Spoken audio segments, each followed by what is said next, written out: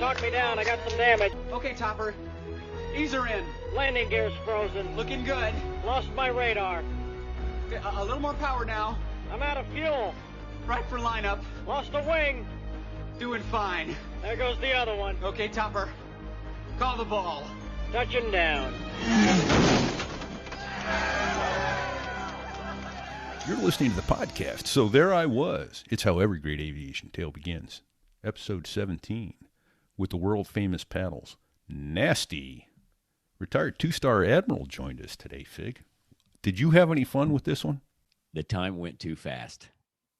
It went so fast because I was sitting on the edge of my seat listening to his stories. And first of all, what a great military officer, a world-class naval aviator, 3,750 flying hours, 3,000 of that in the F-14, 1,240 traps. He went on 15 different 6-month or greater deployments on, you name it, aircraft carriers. I mean, he is a walk and talking naval aviation, basically legend, I think.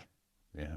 That's like 9 or 10 years at sea in 36 years of active duty. Right? Retired two-star Admiral. You can tell he exudes leadership, and that's the best thing I can say about this guy is that when you hear this show, the leadership just oozes out of this man, and what a treat it must have been to serve under his command. He is a down-to-earth, solid individual. I can't put it any better than that. I was sad when it ended. I didn't want it to end. Right? Yeah, me neither. Let me put it this way. He allotted 90 minutes of his time for us, and we're just shy of 2 hours at this moment right here. We just finished the interview with him. So thank you, Nasty, for joining us. We hope you'll come back. And for everybody listening, buckle in because this is a hell of a show. So there I was, episode 17.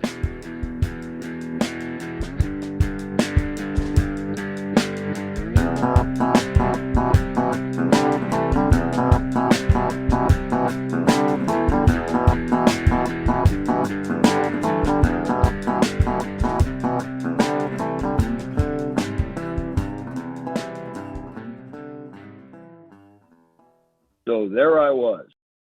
It's how every great aviation tale begins. You're listening to the podcast, So There I Was. This is Repeat coming to you from New Hampshire today, joined by my co-host, Fig. Thank you. Hey, this is Fig. I'm back in Kansas City, and we both are real excited to talk to our guest today, Nasty. You may have heard this call sign mentioned on an earlier episode, and we're going to put the dot over the I and cross the T today on that story. And I can't wait to hear the rest of his stories. So welcome, Nasty. Hey, it's great to be here, you guys. I'm coming from Annapolis, Maryland, where we live in our forever home. And I'm surrounded by I love me stuff and great stories, actually staring straight across at the Bug Roach Paddles Award that I received for my piece in that story that we'll get to later. But it's great to be here with you guys. Thanks for coming with us. So we're going to open with a question we asked everybody. How is it you got into aviation? And in your case, how is it you wound up finding yourself as a cadet at the Naval Academy? Well, that's an interesting journey. And I started that specific journey in the 8th grade in 1974. So to make it your listeners shock back to how old I am. My dad was a 1958 graduate of the Academy, and I heard Academy stories all the time.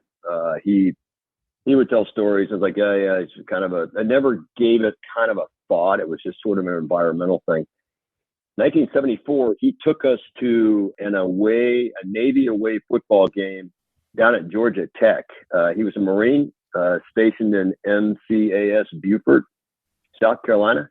And we drove down to Georgia Tech and we went to the football game, and the midshipmen marched on, the whole brigade, just like you see in Army, Navy. And I had this flash of vision. I looked down at those guys in black coats and white hats, and I said, I want to be one of them. I just right there, I want to be one of them. I don't know what it was, but that vision of those folks marching on.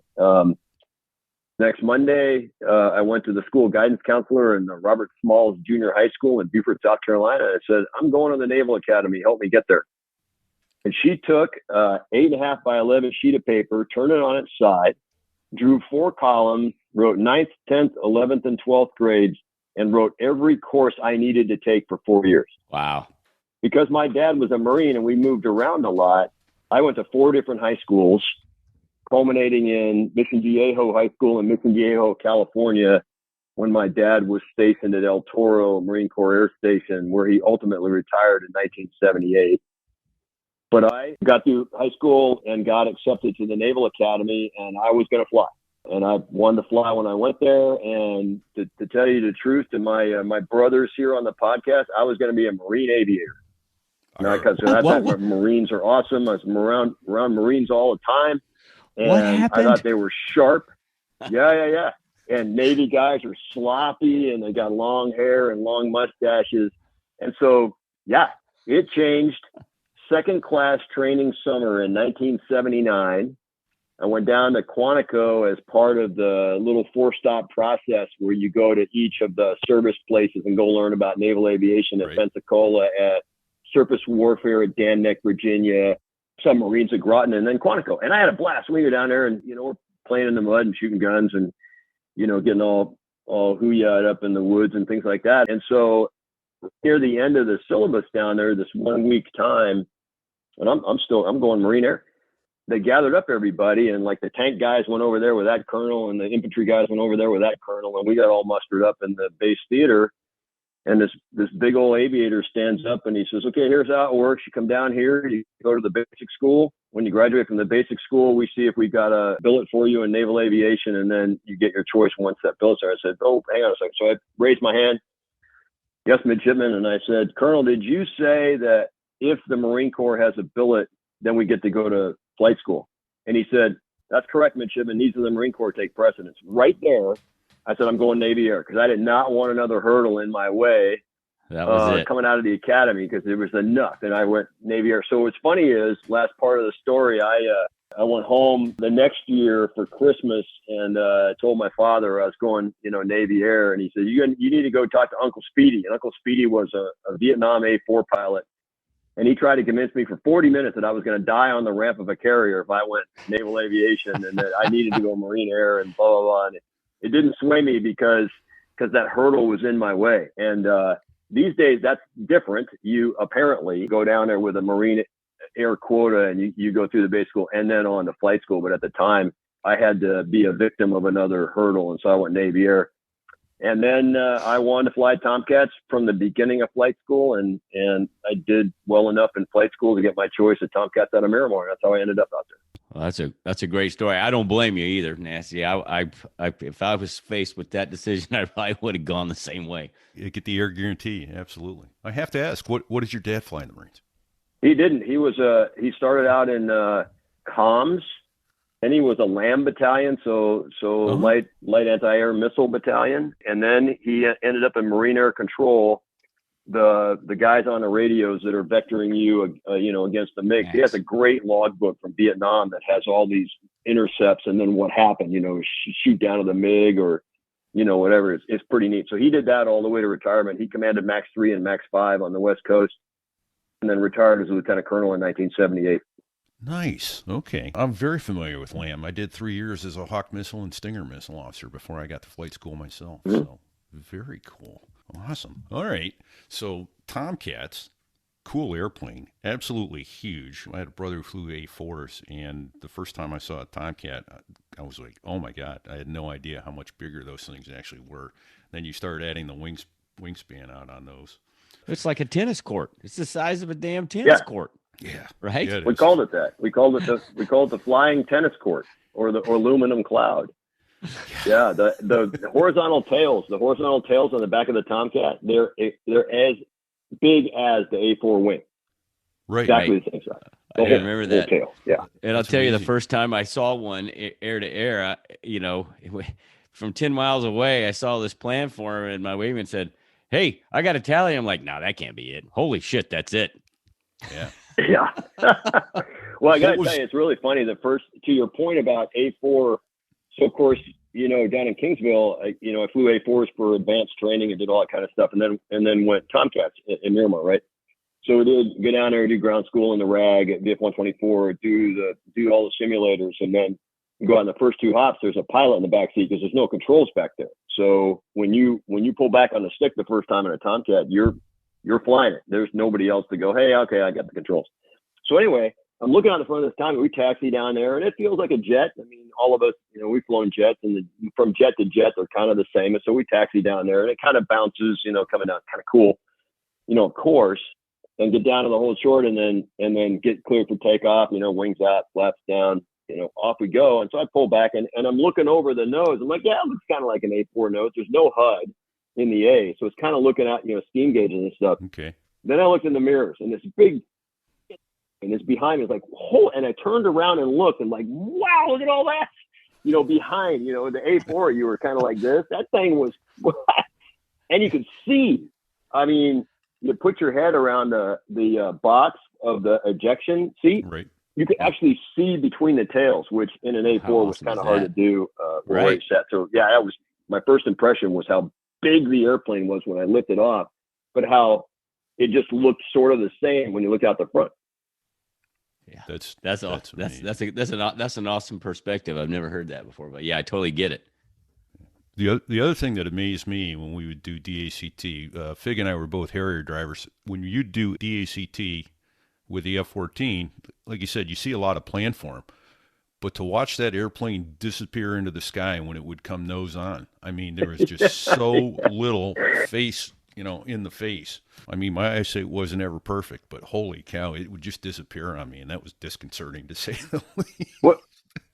I got to fight Harriers a couple of times out near Yuma. What was it called when you guys would, put the VIFing or something like that? VIFing. Yeah. VIF. Vector and forward flight. Yeah, that's what it is. Yeah. You could put on a real bad turn. And all of a sudden the thing would, yeah. But then that was kind of easy because it was one trick. We had one trick, Nasty. That was it. We had one big trick. Yep. Nothing VIF. You just rolled one straight up and then came over the top, and well, there's the Harrier. So yeah.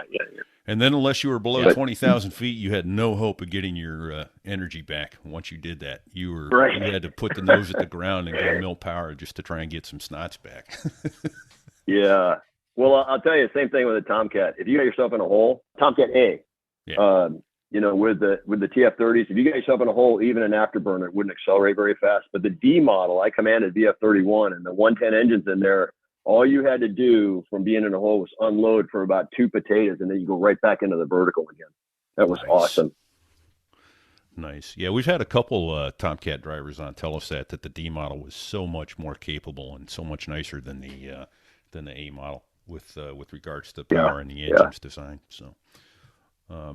So you found yourself. Let's fast forward a little bit because you found yourself to be an LSO, and it turns out, I guess you were the unfortunate or the fortunate man to be on duty one day back in 1991 when one of the A6 tanker missions had their world go to crap on them in a heartbeat.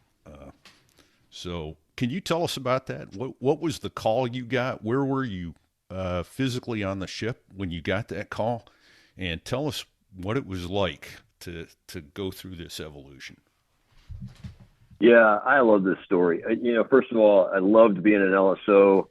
I got the opportunity to be an LSO writer in VF-124, the squadron, and it was initially a duty, but when I got on the platform, I was like, oh, I love being out here. I want to be one of these guys. If I'm not flying, I want to be on the platform. So I really got the bug, to use the Bug Roach pun. But hey, Nasty, can I stop you just for a second? Yeah. Before you go into the story, which I'm sitting on pins and needles, for people that don't understand what LSO is and what the platform is, can you just kind of describe this? Yeah. Thanks, Fig. So an LSO is a landing signal officer, and the landing signal officer is required at the back of an aircraft carrier to ensure that the landing environment is safe for the airplane to land. And typically, from the perspective of the cockpit, there are things that you cannot see or you do not know about the flight deck. And there are also, as you're flying aboard the ship, the relative motion of the airplane and the ship. Sometimes when you're standing on the ship, you can see the vectors starting to come together and you can give commands. The LSO platform is on the very aft port side of the ship. So if you ever see an aircraft carrier and you look back across the flight deck near the back, there's a divider that raises that keeps the jet blast from blowing everybody off the back, and that's where the landing signal officers stand. The nickname for landing signal officers is paddles, and paddles comes from way back in World War II and earlier, when the LSO was deemed necessary to ensure safe landing. One, because there was no other way to get aboard the ship other than somebody signaling to you what to do with your airplane. And two, for safety perspective. And so paddles comes from, if you see old style landing signal officer pictures back in World War II and earlier, so think 1940s, they're holding on to these, they look like ping pong paddles and look at them closely. What they were was a wire frame with slots in them and some fabric. It actually flew through. So when the LSO is standing in the wind, the wind doesn't, move the paddles out of the way. So the wind would go through them. And they were colored. They were like this bright pink, fluorescent orange rescue color. And the paddles would show the pilot what they wanted to do with the airplanes. And there's a bunch of signals. They would actually use their arms and the paddles in their hand as kind of replicating what the paddles want to do with the pilot's wings. So if they wanted the pilot's looking at him to lower his right wing, they would stick their arms straight out their sides and they'd lower their left arm, right? So if you think about looking at the LSO, the aircraft's right wing coincides with the LSO's left arm because he's looking back at the airplane. So the pilot would mirror what you were doing. Right. And this is obviously prior to radio contact. LSO had no radio contact with the pilot. That's why these signals were important. Correct. And those airplanes are flying slow enough. I bet, freeway speed, 60 miles an hour, maybe 40 miles an hour relative to where you had time to watch the optical signals. And yeah, the obvious thing, no radio. Sorry, I missed that obvious part. But there are all these paddle signals. And so once we got onto radio, then you could back it up with the radio calls, and then they started with an optical landing system, which is on the left side of the landing area, and it's a row of lights that are a horizontal datum. They're colored green, and there's a meatball that is an optical sort of a design that goes at the middle. That's amber, and so that was called the Fresnel lens after Dr. Fresnel, an optician who designed this thing, and because of the nature of the thing in the middle, somebody called it a meatball, shortened to ball, and that's being used for glide slope these days. So radio and radio and the meatball took away the need for the paddles. However, the slang term still stayed. So, when you talk on a radio, hey, 405 paddles, go ahead, or paddles, this is 102. I have, fill in the blank over the radio. So then back to my question then. So where were you? Were you physically on the platform, or were you inside somewhere and you get the call, we've got an emergency pull forward? Yeah, it is, and this is a key part of the story. So I was the senior landing signal officer on the USS Abraham Lincoln, and I'd already had a deployment under my belt as the senior landing signal officer on Enterprise. We'd come back. We had worked up the Abraham Lincoln. It was her maiden cruise.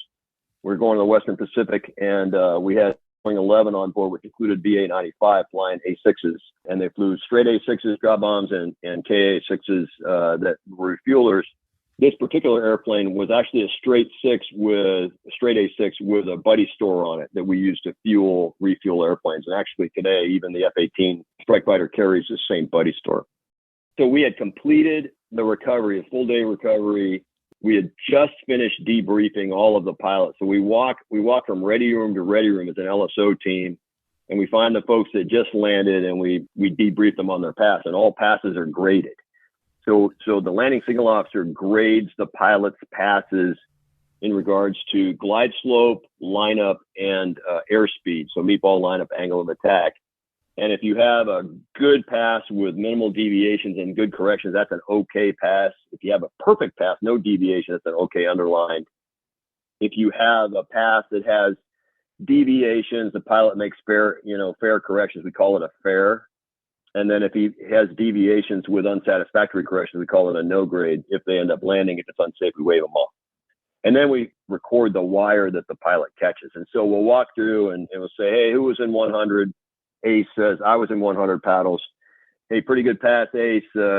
we had you a little bit high on the start. You had a little not enough power on the come down, and a little low at the ramp. Caught a 2-wire. Pretty nice pass. Okay pass.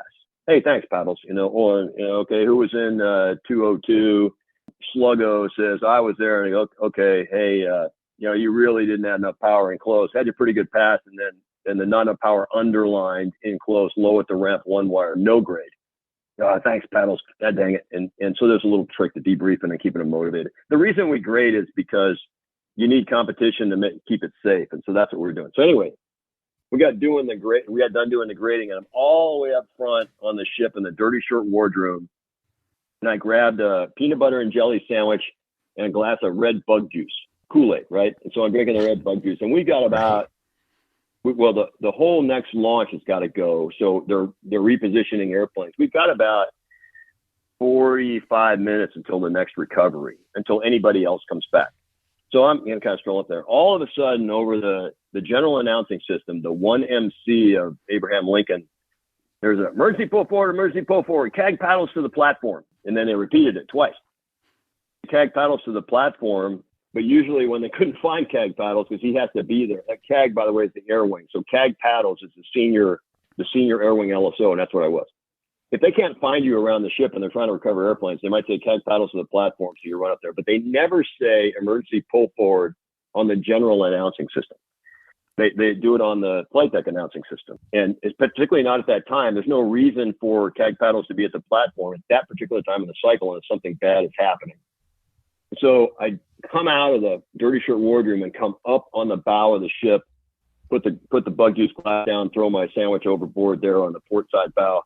And I come up over the angle of the flight deck and I start trotting back to the middle of the landing area. Ship's in a huge turn. I mean, we're heeled over, a lot, and we're hauling ass, and we're just heeled way over, and they're towing airplanes out of the way for the emergency pull forward. In other words, what emergency pull forward is, they get all the airplanes out of the way and they make a ready deck. So I'm jogging back. I get to the 4-wire, and the air bosun stops me. He's the senior enlisted guy on the flight deck.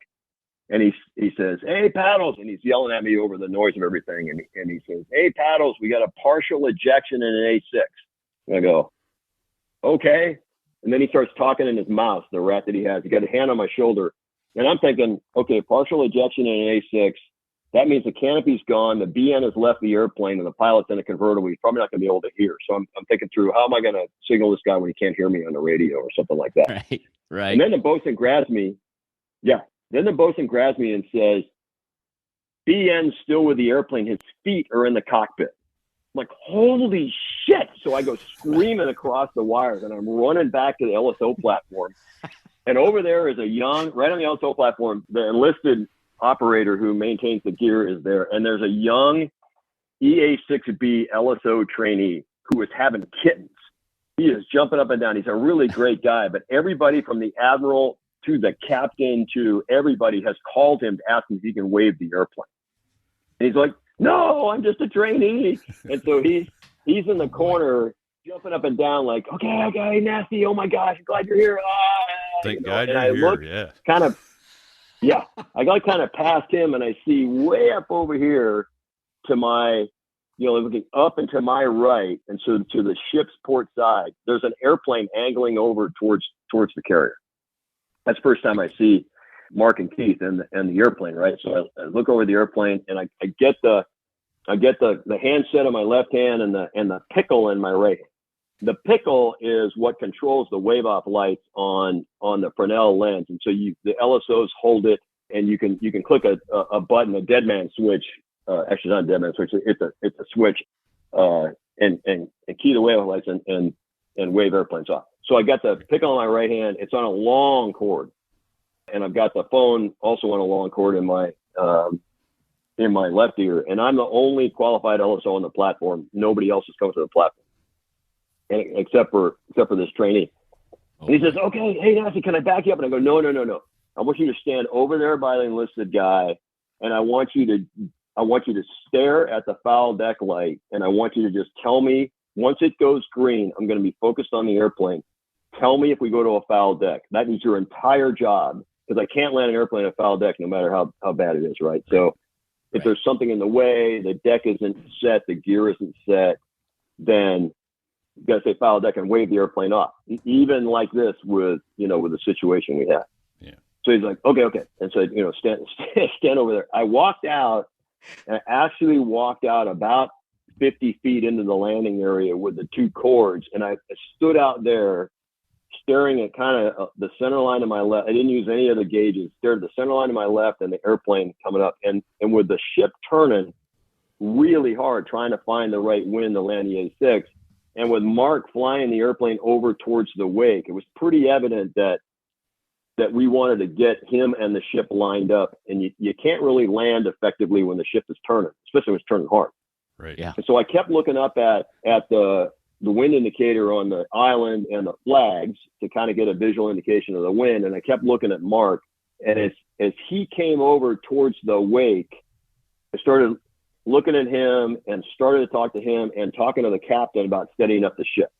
Because what I didn't want to do was lose control of the ship's course when I'm trying to land the A6 the first time. And there was a sense of urgency in me to land him the first time. Right. Because, because it just sounded like that. And what I had the picture of, by the way, I forgot to tell Hey, you. Nasty, was the ship making was it making left turns trying to get into the wind? Just a constant big ass left turn. Just this huge turn, that they had to get out of the downwind position all the way around 180 degrees to the upwind position. Because we were heading downwind, which you always do to create the sea room while you're positioning airplanes for the launch, and then you turn back into the wind. Okay. As planned later. So now all of a sudden emergency pull forward. So the ship is in this huge turn, right? And he's going to go to a predicted course, which I don't know what it is, but I'm staring at the flags going to see if he's close. So they get in the wind as I bring this airplane down. And what I forgot to tell you is when the bosun said his feet are still in the cockpit, I had this picture of him actually flapping outside. How can his feet be in the cockpit and he's not? I had no idea of how he ended up where he was because it didn't get explained. So anyway, here comes the airplane. He's probably a mile out and he's approaching the extended wake. And for the listeners, I'm actually looking away from the phone and pointing up and up over here with, this imaginary vision of the airplane being over there. And I see kind of this block on top of the airplane. It's like a black block. It just doesn't look right. You're looking at the airplane a mile out and you see the nose of the A6, kind of the canopy, the wings, of course, and then a black rectangle on top. As he gets closer and he starts to align with the wake, I see what looks like a cross that actually ends up, as he gets really close, being Keith Gallagher stuck out the top, unconscious with his arms splayed out by the wind. So imagine the shape of a cross. His arms are being held back by the wind, a couple hundred miles an hour of wind. As he's getting closer and Mark Baden, the pilot, is sliding across the wake, I start telling the captain to steady the ship up. And I start lip locking Mark, I tell him, hey, I got you.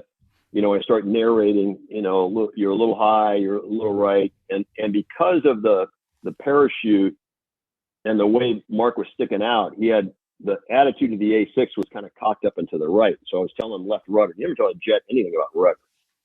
And a little bit of left rudder, you're a little high, keep it coming. And then Captain, I'll take the wind, steady up the ship. And then a little high, keep it coming, and then Captain, I'll take the wind. Roger that, steadying up in God's voice, and so this thing steadies up. And the reason that we had to get to a certain course is there's a crosswind limit that you can't exceed when you're landing airplanes, particularly from the right, because the disturbed air from the island and everything else on the right side of the ship will get kind of that disturbed air forms we call it a burble. The burble, but it's sort of a bubble of air at the back end of the ship. And if you get it too close to the ramp, an airplane, you got the right power, and then he drops out of the sky and you can hit the ramp. So I figured I'd take the crosswind and then keep him powered up to come across the flight deck. So anyway, I just started lip locking him. We got Captain steady up, right to that. And there's actually an audio recording of the thing, so I won't waste the listeners' time with it, but basically lip lock him all the way down. And as he got close to me, coming in, and I'm standing there on the flight deck, away from the LSO platform, just staring at the airplane. I see, of course, this cross, and then I physically see Keith out of the airplane up to his middle torso, arms are splayed, and his face is over looking at me, and his eyes are closed. And he looks like he's dead. And I've never seen an aviator in an airplane flying with no mask and helmet on. Well, except for when you're screwing around over the top of a rack or something when somebody's doing some funny things. But not crossing a ramp, right? Not that ever happened. No. But No. But that's another story. There I was. Anyway, this bare face is looking at me. It's like, oh God, he's dead. I mean, it just is like this shocking, he's dead. And instantly as well, as he's crossing around, I want him to stop, but I don't want him to stop because he's going to trap and he's going to come flying out of the airplane and get run over by the jet because there's nothing holding him into the airplane. So I'm thinking he's going to fly out of the airplane. And then as the airplane passes me, there's this long streak down the back of the airplane. Turned out it was the orange panel of the parachute, but it looked like blood. Oh boy. This tragic, oh my God, he's dead. There's blood all down the back of the airplane. It's going to come flying out. It's going to be the most god-awful train wreck you ever saw. And then he stopped. But what was amazing is, I think a combination of the crosswind, there's an LSO Buffalo called "Don't Go High, Don't Go High, Don't Go High," and that's license for take the power off and drop the airplane into the wires. And so I said, don't go high a bunch of times. I wanted to land him on the one wire to give him the most chances to stop. And I think the combination of Mark not wanting to go around with Keith there at knee level with him, me trying to drop him on the one wire, and the crosswind dropped him about 50 feet aft of the one wire. So close to the ramp. Wow. And like A6s do, he bounced and the hook bounced and it skipped over the 1, the 2, and I'm screaming attitude, attitude, attitude, attitude, which is pull back on the stick, attitude of the stick so the hook will grab. He skips the 1, 2, 3 and grabs the 4 and rolls out. Great. And so airplane rolls out. I drop the phone and the pickle and I start running towards the airplane just like everybody else. And the air boss is screaming on the flight deck announcing system, get out of the way, clear the airplane, clear the flight deck, because all these, looky-loos are going that way. The whole flight deck was running that direction. They got the plane clear of the wire, and I'm watching and they kind of put everything down. And I think he's dead. Sure. I honest to God think he's dead. So I walk off the LSO platform, go down inside the ship, and the A6 ready room was the third ready room back moving forward. There were the 2 fighter ready rooms, A6 ready rooms. So I walk in there and, walk in and the skipper, Jocko Worthington, is a skipper, a 95. And I walk in and I say, God, I'm sorry. He goes, yeah. He goes, what a thing. He's down in medical getting sewn up. And I go, he's alive? He goes, yeah, he's getting sewn up down in medical. So I'm racing out the ship, racing down the O3 level, down the ladders, down into medical. And I go in there and I see Mark, and Mark Baden is leaning against the door jamb going to the medical. His eyes are wide as saucers. He's like, oh shit. And a bunch of other, expletives that we won't do on the radio here. But I go, whoa, I mean, great job. And stuff. I go in there and there's Keith lying on the bed or the gurney or the examination table. And there's a bunch of medical people around and they're sewing up the inside of his right arm, like in his armpit. And he had gotten cut pretty badly right up into his armpit because when the seat went through the canopy, and I'll explain what happened in a minute, or maybe they explained already. Maybe you just asked me a question about what happened. Maybe you already covered that. Yeah. But anyway, when he went through the canopy, there were these shards of, canopy glass right like inches from his chest. And so when the wind splayed him back, his arms were out, and one of the shards caught him in the armpit. And then his eye, was all beat up. His face was all beat up. He looked black and blue, and he's there, but he's awake, right? And so I go over there near his head, and I go, dude. And he goes, hey, Paddles. I said, good to see you. Oh my God. And he goes, hey, Paddles, what'd you give my pilot? And I said, what? And he goes, a landing grade. And I said, and no kidding. This is a TINS moment. I am not kidding. This is an absolute true story. This is insane to stuff. This is what happened. This is not me making it up. And I said, I gave him an okay underlined, of course. I mean, this is awesome. He got you back and forth. And Keith grins and he goes, from where I was, he was high all the way. Love it. from where I was because he was 4 feet higher.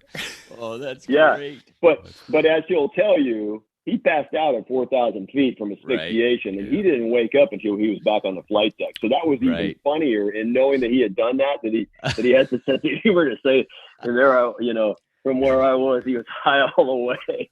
That's great. We actually got a comment from a guy who was a BN in VA 95 about a week after that show. The guy said, I was there and I was on the deck. He said when he started waking up after they got the airplane chocked, it looked like a marionette puppet being picked up by the puppet master as he started regaining consciousness and all that. And then, of course, Yogi talks about sitting there looking around. He goes, we were about in the same position after landing that we were going to be taking off from the waste cat. He's like, well, what happened? Why didn't we take off yet? And then Keith or Master goes, yeah, we just landed. And he goes, that's when it all came rushing back. So, yeah. What? Yeah. It is funny to watch. There's a couple of Platt videos. If you watch the one from the camera on the crotch, it's focused on him. He's out, and all of a sudden he just starts waking up and moving around and talking and all that kind of stuff too. So the other interesting thing, which probably didn't come up when you were talking to him, we had a bunch of mishaps that cruise.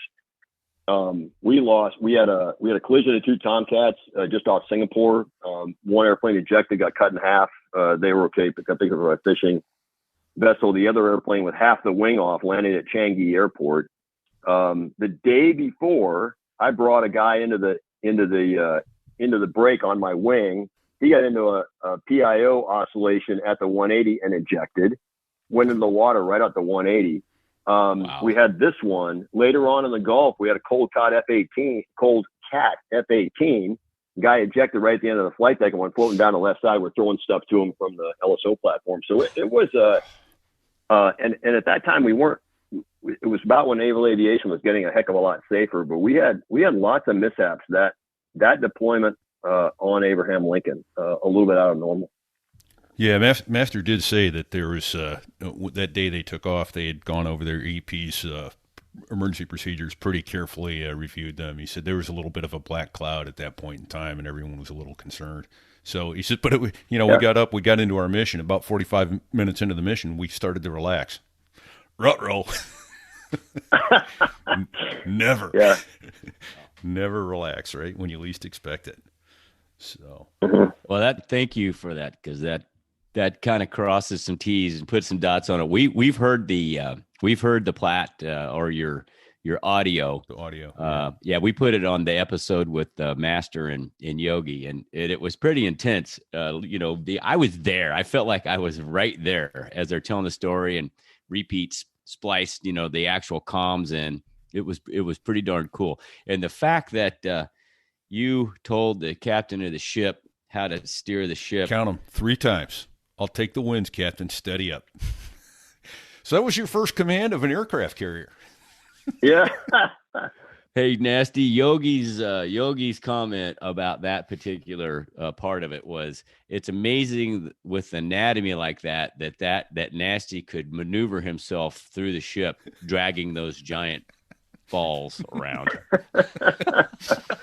Well, I tell you, let me connect the dot for you for a second on that idea. I had it, and it goes back to the Bug Roach. I received the Bug Roach, the very initial Bug Roach Paddles Award, and they present it every year now for the LSO has, the best performance, as it were. But at the time, that was the first year, and they were taking nominations to present this award, and this thing got submitted, and I received the award there. But go back a little bit. So when I was going through flight training in Kingsville, Texas, I flew with Bug Roach, and Bug at the time was an 04. He was the ops officer at Kingsville. So you can imagine in the, FIRA 500, how you get to be the ops officer at Kingsville, Texas, in the training base as an F-14 pilot is you're probably not the top of the heap, but he was a legendary landing signal officer. And the thing about Bug is he could talk the pilot's hands into doing, basically remote controlled airplane. He would just tell the pilot what to do with his hands. And he had all of these non-standard radio calls that everybody loved because every pilot that's exactly what he needed to do. But the LSO community hated it because it was not standard. Right. And so there was this huge fight about, what to say on the radio. And about the time I was going through LSO school, learning how to be a team leader and that kind of stuff, this idea of standardization with comms was really, strong. And it was sort of split up between the East Coast and the West Coast, because Bug was a West Coast LSO. And so on the East Coast, they don't have people like this. So, standard power calls at certain times, but sometimes the standard calls just don't express on a really black pitching deck, rainy, horrible night, that it's going to be okay. And if you just do what I tell you to do, you're going to be down here having sliders with us later. So Bug was, and the way that he talked, this sonorous voice, it just was awesome. He just exuded confidence. It's all going to be okay. You're going to be down here. Well, I modeled myself after Bug. I just wanted to be the guy who was able to connect with the pilot. It was a big deal for me. And I owned the whole pass. And every once in a while, I would use a Bugism like land it, which would just be, just stick the goddamn thing on the wires, and stop, or something like that, or nice. Tell them to do something with the nose. That confidence, that control, that went into the thing in my brain that said, hey, Captain, steady up. I got the wind. I got this. I got this. Even the guy stuck out the top, I got the A6. I know what to do here. Just steady the ship out so I can land the airplane. And that's kind of where it came from, was this feeling of brotherhood with Bug and sort of, waving like he did and moving forward.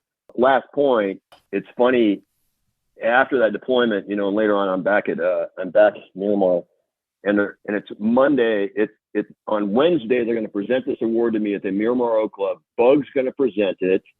It is a sculpture. It's an LSO, a bronze sculpture. And in the day that I got it, it's an actual sculpture, and it's over there. It's about 8 inches high. The sculptor was going to be there. It was a really huge deal. And so anyway, Bug's a legendary character. He was riding this motorized skateboard. He was an adversary pilot, and I'm walking up to the training command, and here goes Bug. Hey, Nasty. Right up next to me. And this motorized skateboard had a horrendous noise. I mean, this. And they're like, hey, this award on Wednesday, I'm going to be there. I'm so proud of the thing. And really cool. And I go, yeah, I mean, it's really, really great. I had a conversation with him. Tuesday, he went out in A4 on a flight, and the engine failed in the A4.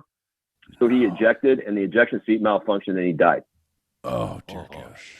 Shit. And they presented the award on Wednesday. And what they found was they'd taken the armor plate out of the adversary A4s, and they'd removed where the ejection seat lanyards had been hooked, the actual anchor piece. So the seat went out without any of the automatic stuff yanked by the lanyard. Oh, shit. And in the investigation, that was the case, and we never know why he didn't push away from the seat and, all that kind of stuff, the manual seat separation, and he died on Tuesday, and they presented it on Wednesday. Wow. That's rough. So he always wore a flight suit with no t-shirt, unzipped, and a big peace symbol on his chest. If you see a picture of him on the flight deck, you will see this big, fat, funny peace symbol right in the center of his chest, his hairy chest, no t-shirt, and cowboy boots.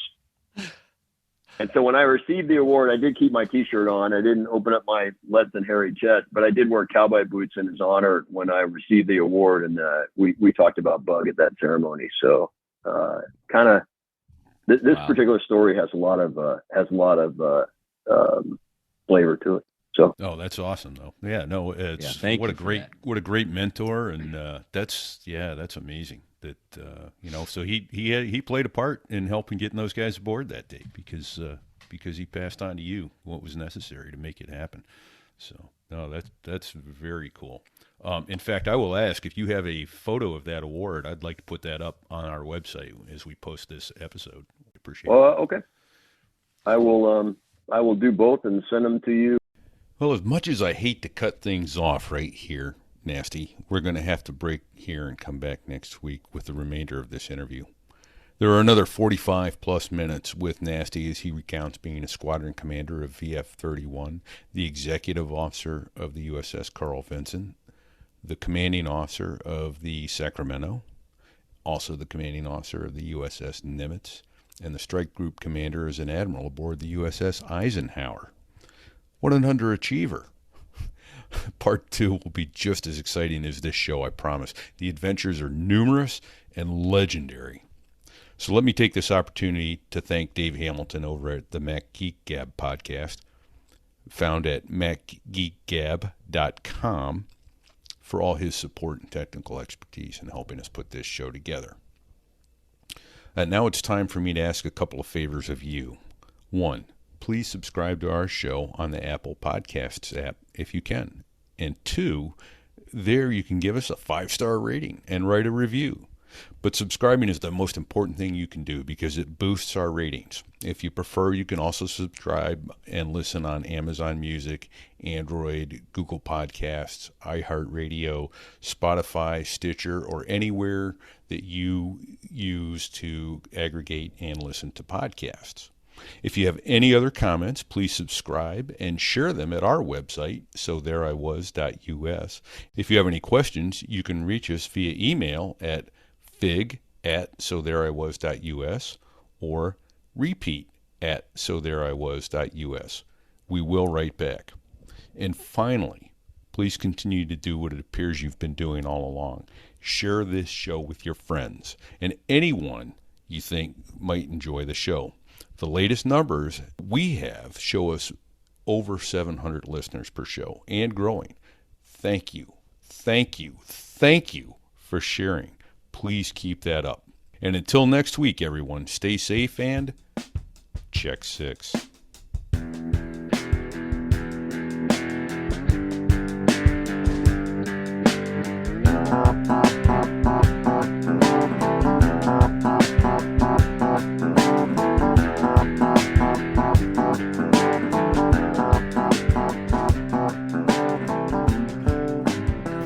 Okay, bring it back to the left now. Boss, steady out right here. I'll take the wind. 39, slightly left. Copy. Okay, flying just a little bit low. Roger. Tower, steady out right here. Got 39, slightly port. I'll take the wind, Cap. Steady up. Okay, just a little bit low. Roger. Just a little bit low, come left.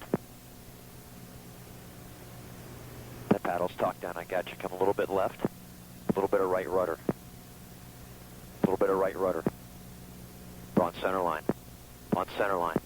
A little right for lineup. Don't go high. Don't go high. Attitude, attitude, attitude.